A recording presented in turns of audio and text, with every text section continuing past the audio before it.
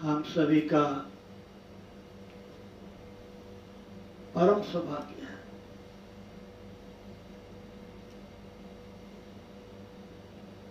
जो कि हमें हम सबके अर्चनीय, वंदनीय, स्मरणीय, श्रोत्रिय, ब्रह्मनिष्ठ, ब्रह्मवेता, बृहत शोमणि श्री श्री 1008 श्री सोमेश्वर जी महाराज हम सबके गुरुदेव भी और सदगुरुदेव भी।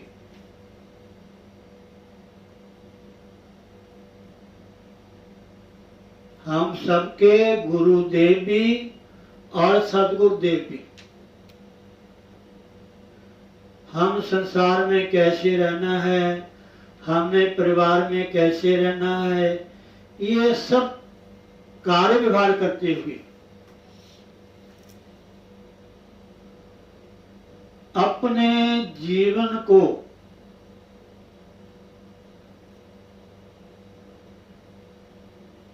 जीते हुए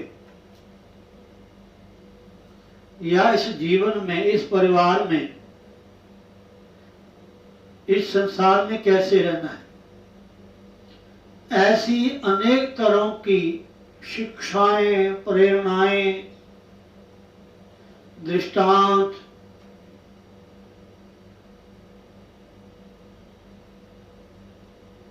पौराणिक, वैदिक,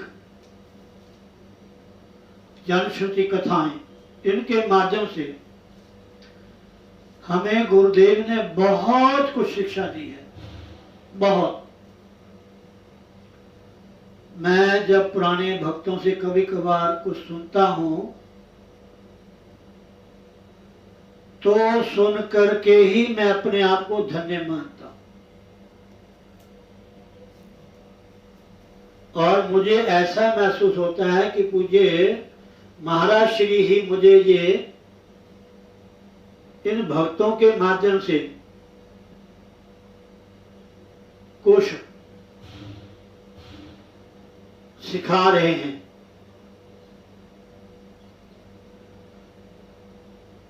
महाराज श्री हमें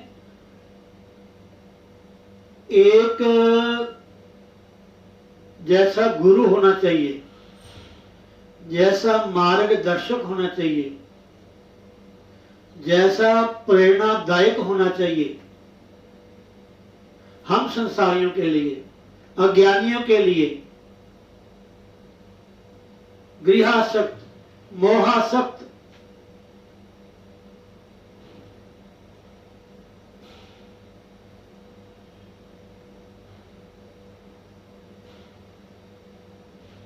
मैं कहीं सुना है भक्तों से, बड़ी सुंदर कथा प्रसंग में भक्तों को सुनाया करते थे।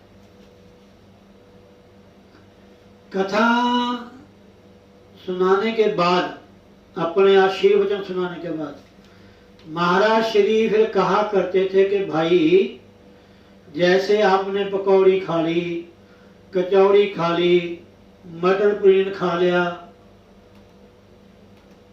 है जी, खट्टा मीठा स्वाद चख लिया, अब बाद में थोड़ा गुड़ खा लो। आप जैसे आयुर्वेद में भोजन के बाद मीठी सौंफ खाने का ऐसा विधान है, मीठी सौंफ। आजकल तो बाजारों में सौंफ भी और तरह की मिलती है, उसमें ना जाने क्या लगा देते हैं रंग बिरंगा, लेकिन जो नेचुरल सौंफ है मीठी, भोजन के बाद 1-2 चुटकी वो सौंफ के दाने मुंह में डालने, चूसने चाहिए। आप कभी देखना, यात्रा में जाते हैं, होटलों में जाते हैं, कहीं भी घूमते हैं तो वहां पर भोजन पाते हैं ना, यानी खाना, भोजन प्रसाद तो वो होता है जो अपने हाथ से बनाया जाए, हाथ से बनाकर भगवान को भोग लगाया जाए। बाकी तो खाना है, ना जाने कैसे बनता है, क्या बनता है, तो वो जाने। तो खाना खाने के बाद वो जो उनका सेवादार होता है, नौकर होता है, जो भी वहां, तो आपने जो उसका बिल चुकाना होता है पैसा, उसके साथ थोड़ी सौंफ भी लेकर आता है, ताकि भोजन के बाद थोड़े सौंफ मुंह में डाल लें। बहुत अच्छी मानवीय। तो ऐसे महाराज कहते थे कि हर तरह का आपने टेस्ट ले लिया। आप थोड़ा मीठा, मीठा क्या था? वो ब्रह्म विद्या, अध्यात्म ज्ञान। उपनिषदों में, वेदों में कोई ना कोई प्रसंग हमें थोड़ा सा संकेत मात्र सुनाया करते थे। जिसको ब्रह्म विद्या, अध्यात्म ज्ञान, आत्मज्ञान,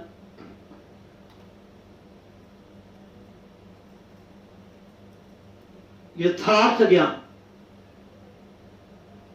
थोड़ा सा, ये उनका सदगुरु का स्वभाव था। पहले गुरुदेव का अनेकों कथाओं प्रसंगों के द्वारा हमें संसार में कैसे रहना है, कैसे बोलना है, परिवार में कैसे रहना, बहुत सुंदर कथा प्रसंग महाराज जी सुनाया करते थे। मैंने कई बार भक्तों से सुने।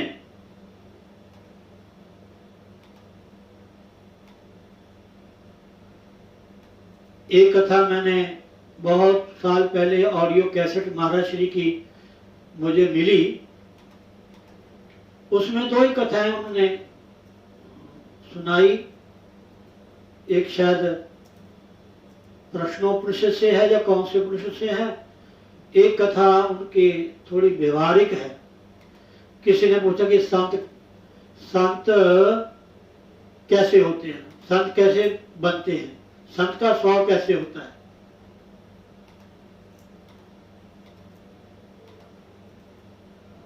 कृष्ण में रहते हुए संत कैसे बना जाता है, साधु वृत्ति कैसे होनी चाहिए, वो कबीर साहब का प्रसंग सुनाया महाराज जी ने।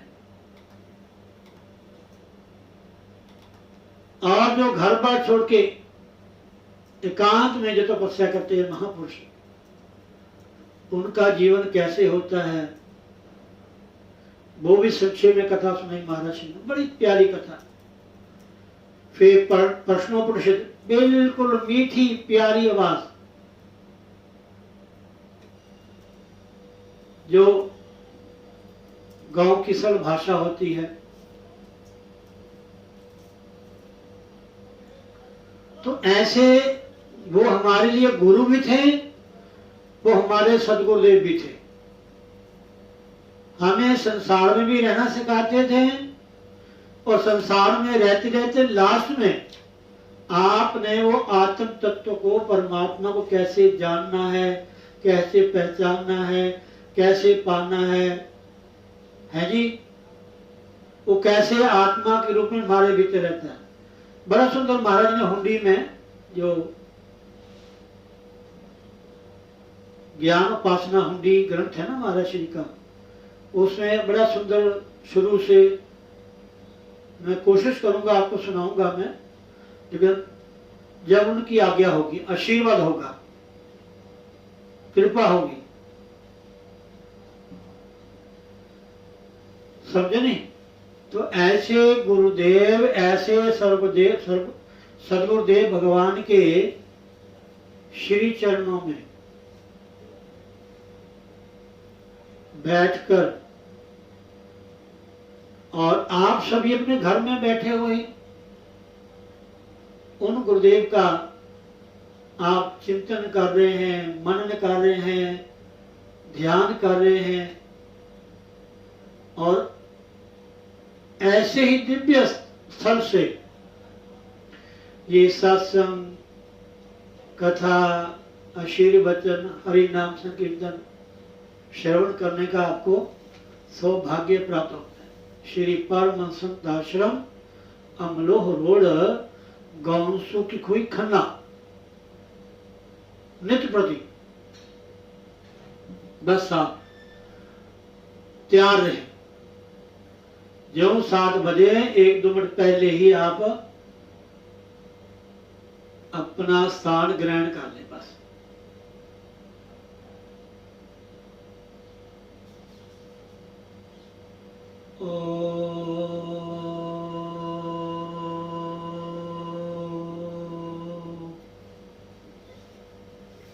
जैसे सफाई करते हैं बाहर की झाड़ू लगाते हैं, वैसे 5 श्वास लेकर के ओम का उच्चारण कर सकते हैं, बिना उच्चारण के भी सांस ले सकते हैं, लंबे लंबे धीरे श्वास लें।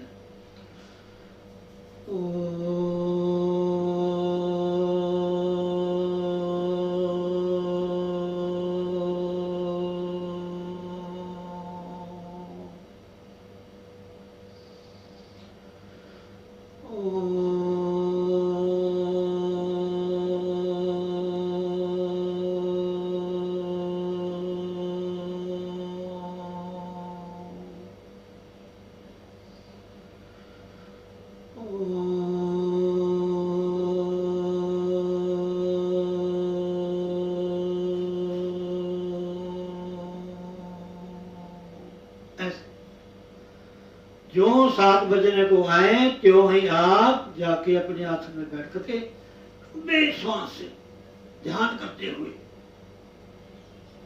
बिल्कुल शून्य होकर, न्यूट्रल होकर के, खाली होकर के बैठ जाए बस। जो भी आपके कानों में शब्द पड़े, भजन के द्वारा, कथा के द्वारा, प्रसंग के द्वारा, जो भी गुरुदेव प्रेरणा करते हैं, उसको अमृत समझ के आप कानों से पिए। हाँ, सत्य बात।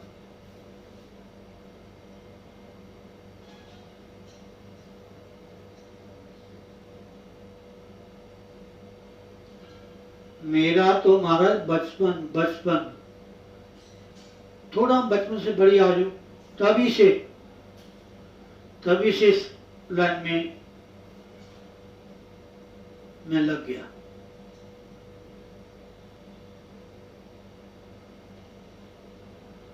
लेकिन उस परमात्मा ने मेरा हाथ नहीं छोड़ा, मैंने उनका हाथ पकड़ा।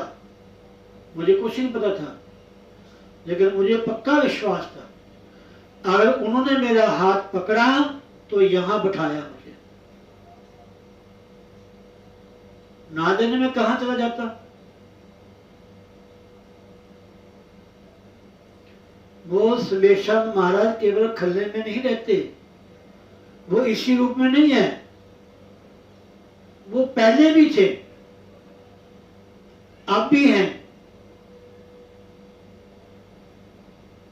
आगे भी रहेंगे। ये सब तो बात है। गुरु तत्व होता है हमारा, गुरु ब्रह्मा गुरु विष्णु गुरु देवो महेश्वरा गुरु साक्षात पार ब्रह्म तस्मै श्री गुरुवे नमः।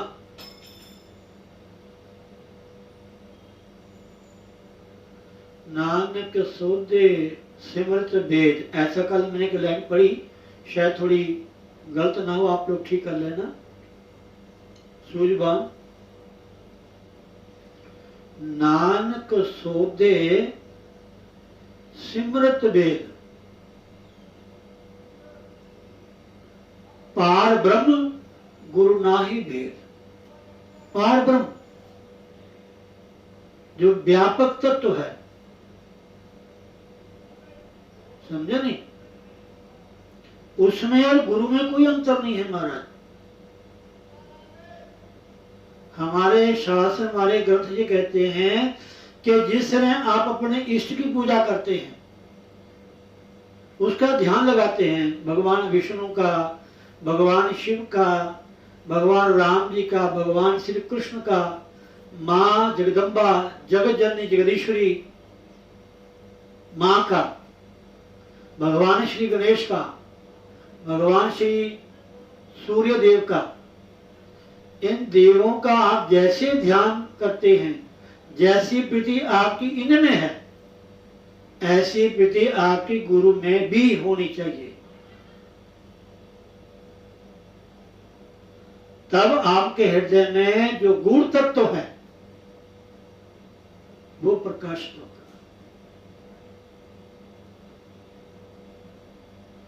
भवानी शंकरो बंदे श्रद्धा विश्वास रूपिणो याभ्याम बिना न पश्यन्ति सिद्ध स्वतस्त मीश्वरम। हमारे अंतःकरण में विराजमान जो शिव तत्व है, गुरु तत्व है, वो तभी प्रकट होगा जब हमें विश्वास होगा, श्रद्धा होगी। समझे नहीं? विश्वास क्या है, श्रद्धा क्या है, ये सब कुछ आपने सुना भी है, आप पढ़ लेना।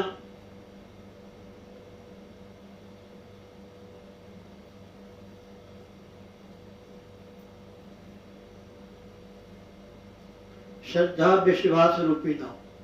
श्रद्धा पहले क्यों आया, विश्वास क्यों नहीं पहले आया?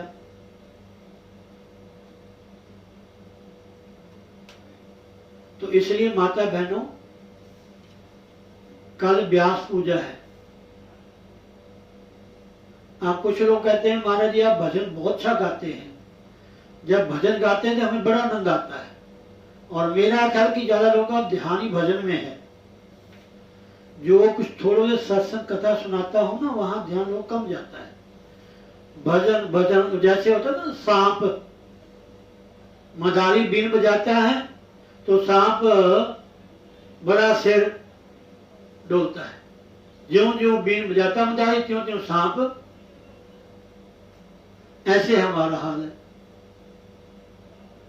अपने काम की चीज आए तो अच्छी है, नहीं काम की तो डोंट ट्रस्ट।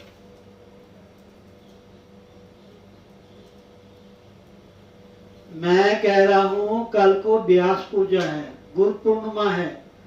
आपने तैयार होना है, तैयार होके आना है। समझा नहीं?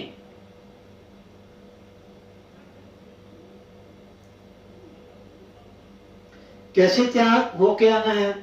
मैंने कथा सुनाई, 3-4 दिन की बात है।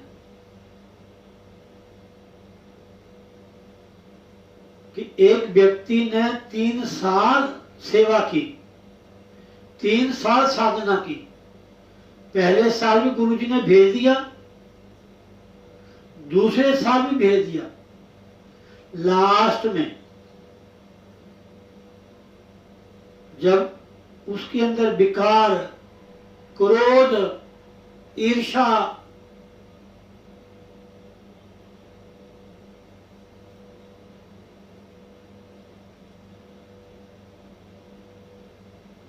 खत्म होगी, साफ हो गया, तब गुरु ने उनको ज्ञान दिया।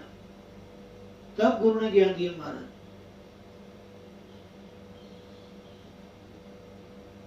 समझा नहीं? इसलिए जब तक हमारा बर्तन भांडा रूपी ये शरीर जब तक शुद्ध साफ नहीं होगा, अधिकारी नहीं बनेंगे, तब तक इसमें गुरु का ज्ञान टिकेगा नहीं महाराज। कितना सुनते रहो, कितना सुनाते रहो, कोई लाभ नहीं होगा।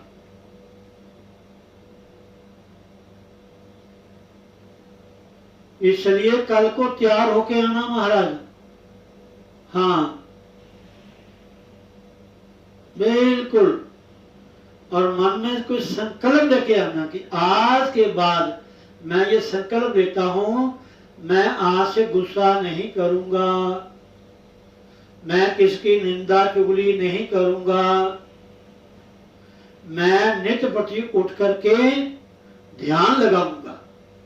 ऐसा कोई ना कोई संकल्प लेना चाहिए। समझे नहीं? इतना परम सौभाग्य महाराज। ऐसे ब्रह्म ज्ञानी गुरुदेव, सदगुरुदेव,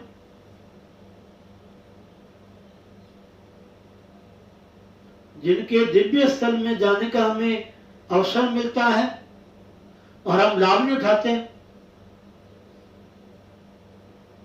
नहीं नहीं नहीं,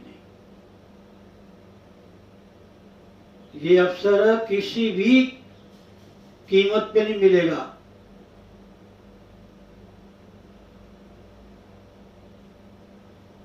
एक सहजवाई हुई है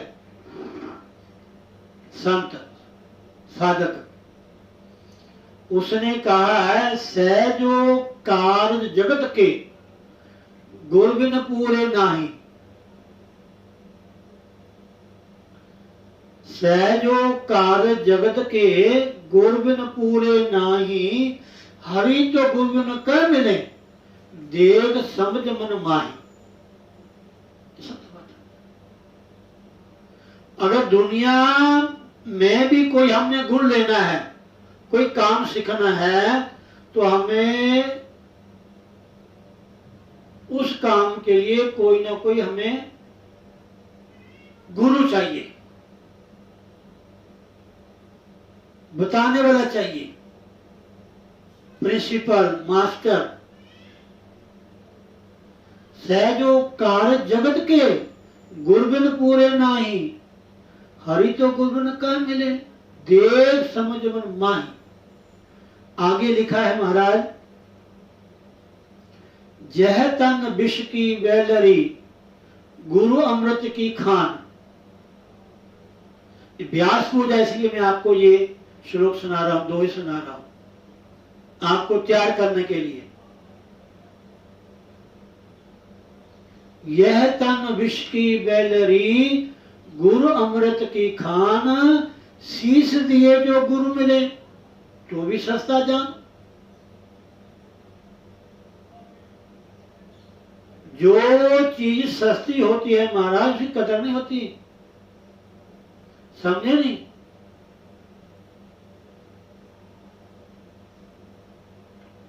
समय क्या है, आजकल लोग नोट कर रहे हैं कि समय क्या है। समय की हमने कदर नहीं की तो हमें ये समय देखना पड़ा। हमने समय की कदर नहीं की तो हमें समय देखना पड़ा। आज हमारे यहाँ रामायण शुरू हुई है, तो मैंने रामायण शुरू की, तो मेरी कोशिश होती है कि कम से कम 7 दोहे मैं पढ़ूं। बीच में छुपाइए मंगलाचरण होता है, तो एक दोहा आज मैं पढ़ रहा था, मेरे शायद याद नहीं होगा, थोड़ा याद है। ग्रह भेषज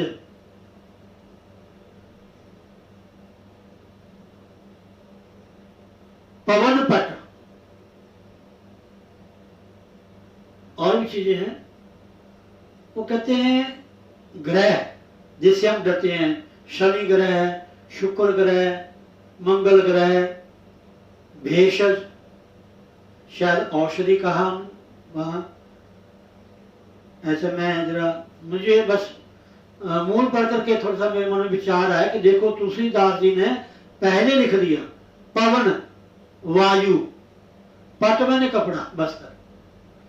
ये जैसा संग करते हैं वैसा ही बन जाता है, वैसी इसकी उपमा होती है। जैसे व्यक्ति का संग होता है ना, ये वैसा बन जाता है। अब देखो कोई व्यक्ति रोगी है, उसमें रोगाणु है, वायरस है, अगर वो कपड़े को भी टच करेगा तो कपड़ा भी वैसे हो जाएगा, कपड़े भी डरेंगे। वायु, हवा, देखो पहले कह रही है तुलसीदास जी ने, ऐसे रोगी के पास में जाना नहीं चाहिए। वहां की हवा भी आपको टच करेगी तो हो सकता छूने से भी आपको वायरस हो जाएगा, रोग हो जाएगा। बड़ा सुंदर दोहा है, मैं याद करके फिर कभी सुनाऊंगा आपको। इकट्ठे 5-6 दोहे हैं, बड़े सुंदर हैं, वंदना के रूप में। तो मतलब कहने का ये, हमारी जो भारतीय संस्कृति है महाराज, बहुत बढ़ार है इसमें महाराज। तो इसलिए मैं यही कहूंगा कि कल व्यास पूजा है, आप बिल्कुल तैयार होके, भीतर से, अंतर्मन से समर्पित होकर के आइए महाराज। हाँ,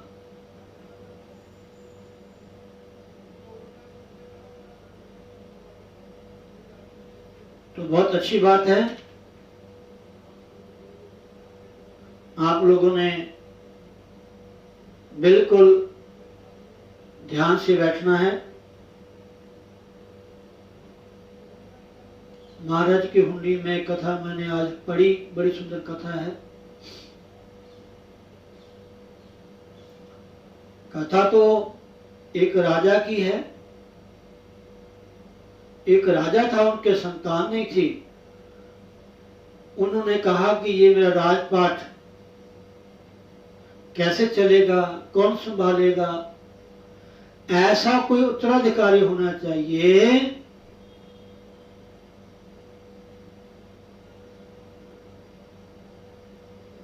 जिनको मैं देख लूं, पास कर लूं।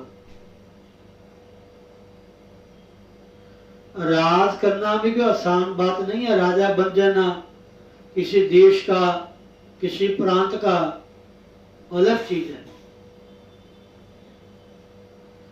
मुखिया मुख सो चाहिए, खान पान को एक, पाले पोसे सर्वांग, तुलसी सहत विवेक। रामायण का दोहा। मुखिया मुख सो चाहिए,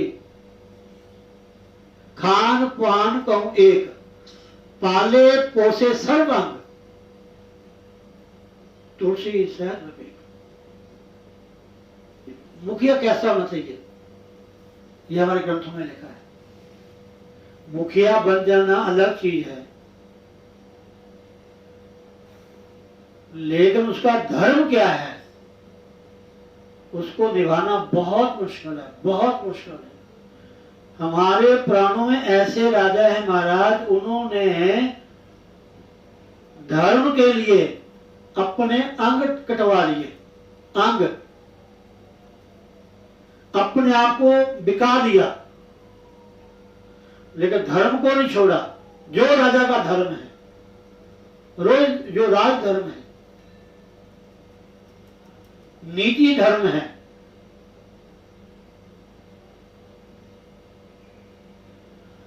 तो इसलिए उसने सोचा कोई ऐसा अधिकारी हो जिसको मैं राजगद्दी पे बैठाऊं और जो मेरी प्रजा है इससे वो स्नेह करे, सबको एक समान समझे, मेरी प्रजा से स्नेह भी करें और सबको एक समान समझे, और उसके राज्य में प्रजा सुखी हो। अब हमारा उसने एक नुमाइश लगाई या कि बगीचा बनाया है जी, उसके दरवाजे रखे, 11 दरवाजे भी है वहां। फिर उसने 5 तरह के सामान, 5 तरह का बाजार बनाया। हर एक बाजार में एक एक सामान रखा, देखने वाला, सुनने वाला, सूंघने वाला, स्पर्श करने वाला, खाने वाला। लेकिन राजा ने शर्त रखी कि इस बगीचे में, इस बाजार में घूमते फिरते जो मुझे ढूंढ लेगा मैं उसको राजा बना दूंगा, बस मैं इसको राजकुमार, अपना राजपाट दे दूंगा। अब किसको राजा बनना नहीं अच्छा लगता? सभी आए, पहले दरवाजे में एंट्री की, देखा, वाह क्या कहना, बड़े सुंदर गाने लगे हुए हैं, बड़े सुंदर पिक्चरें लगी हुई हैं, बहुत सुंदर नाटक आ रहे हैं, इतना मस्त हुआ। अच्छा, उसका समय भी रखा उन्होंने, इतना समय है। 4 घंटे का, 6 घंटे का या 8 घंटे का। वो इतने मस्त हुए महाराज, एक बाजार में बड़े नहीं, वो घंटा तो वहीं लग गया। अब जब दूसरे बाजार में एंट्री की, दरवाजे में इतने सुंदर पदार्थ महाराज, देखते ही रह गए। ये ले लें, ये ले लें, ये देख लें, वो देख लें, वहां देखते रह गए। एक बाजार में इतने सुंदर पदार्थ महाराज, इतने बढ़िया, बड़ी सुगंधी है इसमें, जैसे इत्र होते हैं या गंध सुगंध जो वस्तु होती है, उनमें रंगे, खाने में रंगे, जो स्पर्श वाले पदार्थ थे, कुर्सी, बेड, सोफे, झूले, क्या क्या चीज इस पर बैठे बने, बस को किसी को राजा ढूंढने का टाइम नहीं लगा। एक व्यक्ति के मन में आया, तो राजे के मन में क्या आएगा कि मेरे राज्य में कोई ऐसा है ही नहीं जो मुझे पा सके। सारे इन्हीं चीजों में मस्त हो गए, को खाने में, को पीने में, को देखने में, को सुनने में, कोई सूंघने में, कोई स्पर्श में। तो उस व्यक्ति के मन में आया कि मैं राजा को ढूंढ के छोड़ूंगा। और ऐसी महाराज जी ने बीच में कथा लिखी है महाराज,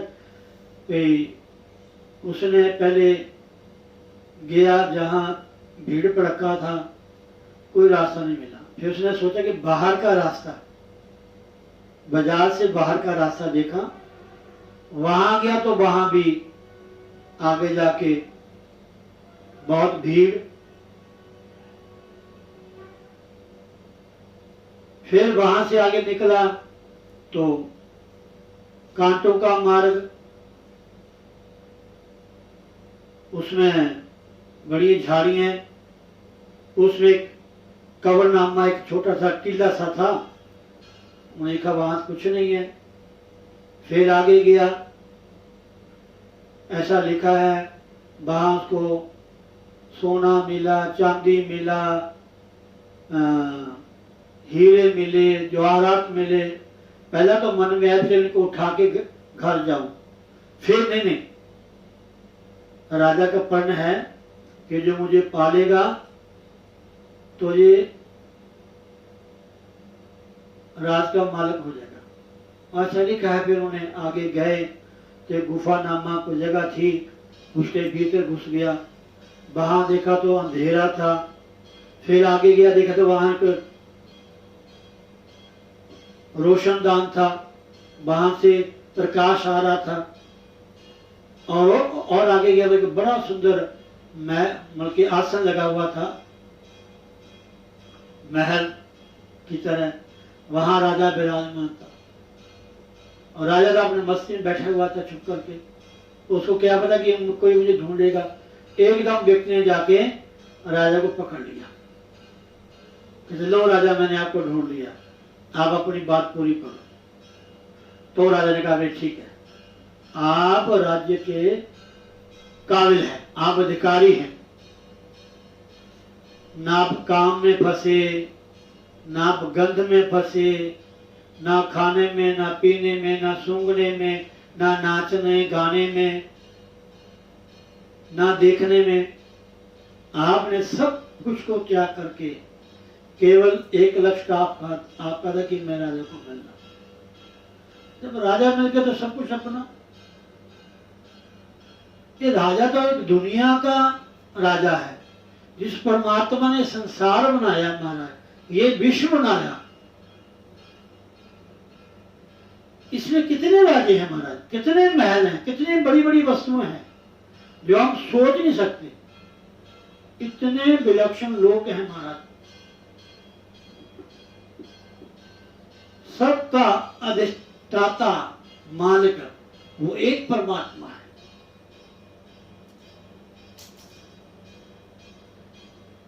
समझे नहीं? अब एक बार क्या हुआ, किसी गांव में, देश में, राज्य में राजा की सवारी निकली। तो राजा को देखने के लिए बहुत लोग, जैसे कोई भी नेता आ जाए, बड़ा नेता कोई, तो दुनिया बड़ी देखती है।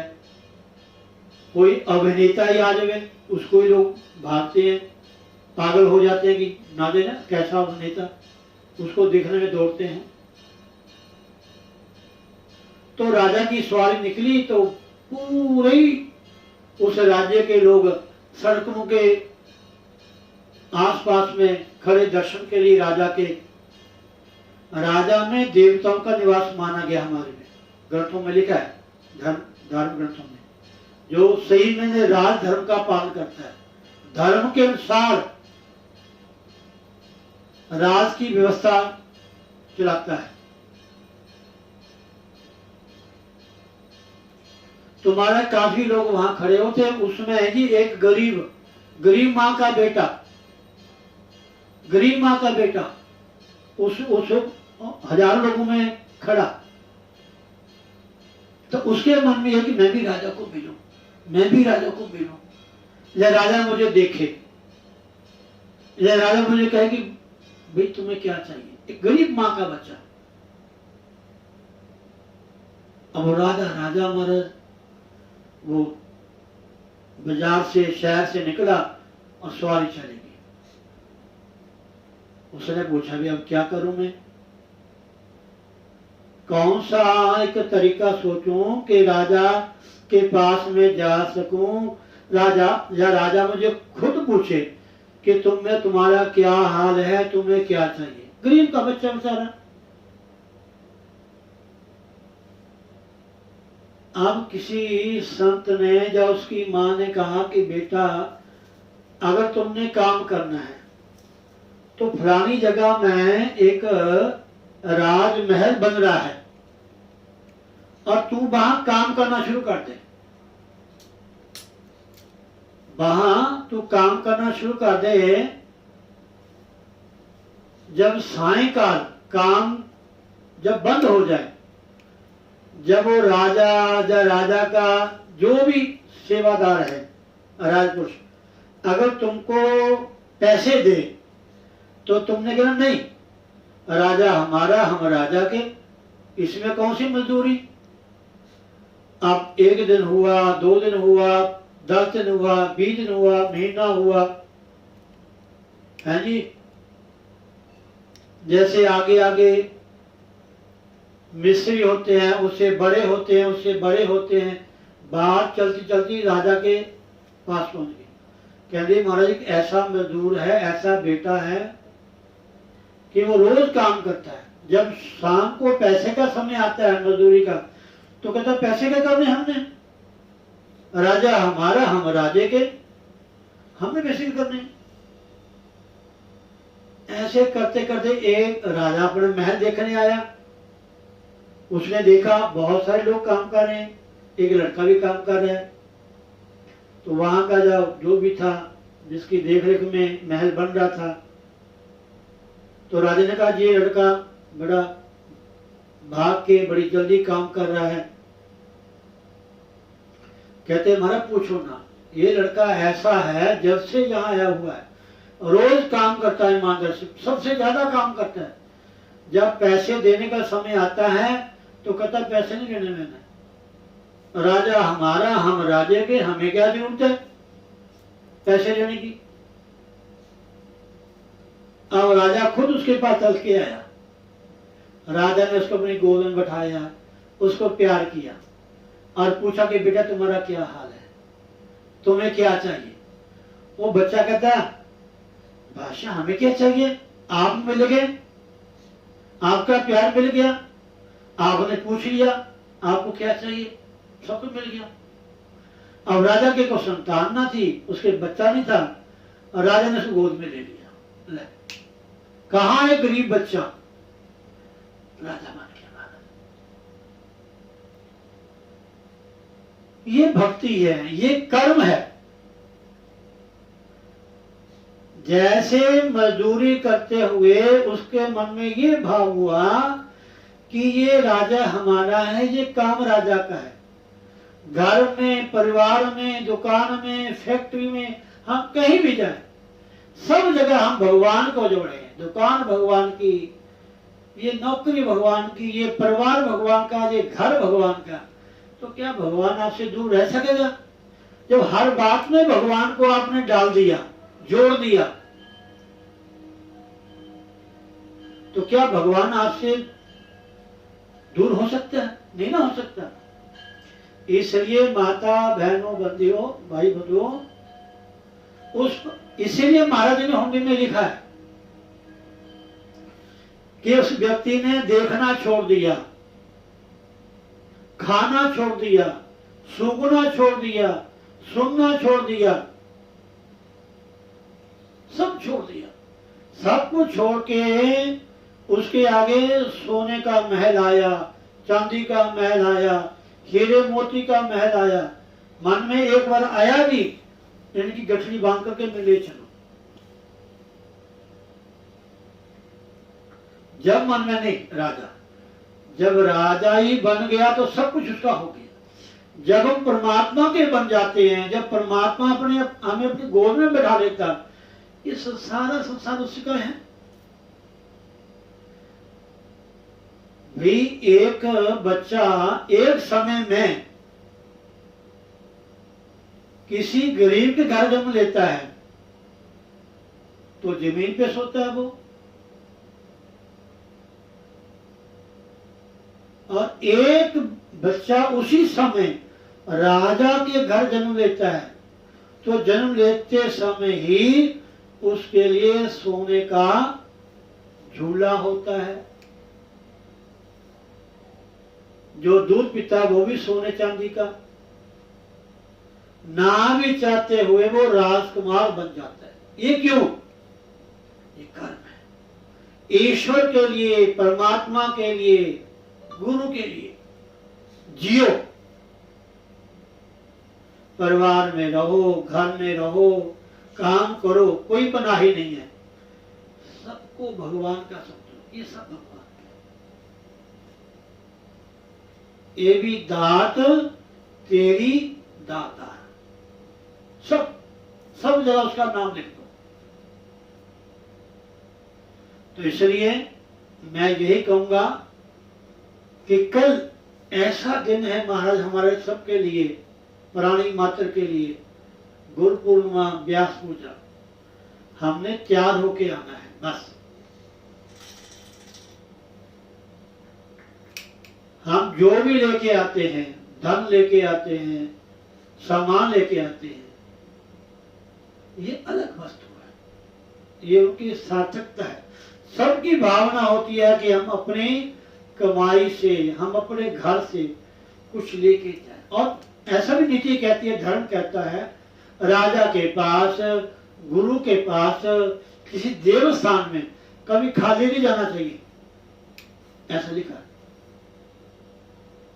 मैंने सुना है।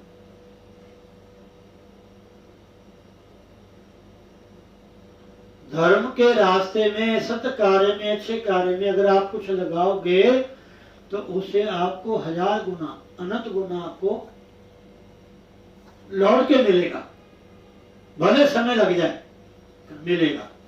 ऐसा मिलेगा, आपसे संभाला नहीं जाएगा। और फिर आप, ये भी बात है, आप उसमें फंसोगे नहीं, समझे नहीं? तो इसलिए मैं यही कहूंगा, जितना ज्यादा हो सके आप अपने गुरुदेव का जो नाम है बस, उसमें कभी भी गैर हाजिरी नहीं होनी चाहिए। बस जितना समय आपको मिले, सुबह और शाम दोनों संध्याओं में आपने बैठ के चाहे नाम जपो, चाहे कोई ग्रंथ पाठ करो, चाहे कोई भजन सुन लो या गा लो, ये भी सत्संग है। किसी तरह से भी हमें भगवान से जुड़ना चाहिए, जिस परमात्मा ने हमें ये जीवन दिया है, समझे नहीं? तो बहुत अच्छी बात है। जय श्री राधे, जय श्री राधे। 2 लाइनें भजन की, उसके बाद जय श्री राधे। आज समय थोड़ा ज्यादा हो गया, कोई बात नहीं, व्यास पूजा है। उसके बाद हमारे शाहिद साहब कल के बारे में कुछ आपको दिशा निर्देश करेंगे। आप बैठे रहें। जिनके पास ये आज का संदेश ना पहुंचे वो कोशिश करेंगे आज ही यूट्यूब, फेसबुक जो भी साधन है उसके माध्यम से आपके पास पहुंच जाएगा। ध्यान रखिए। जय श्री राम।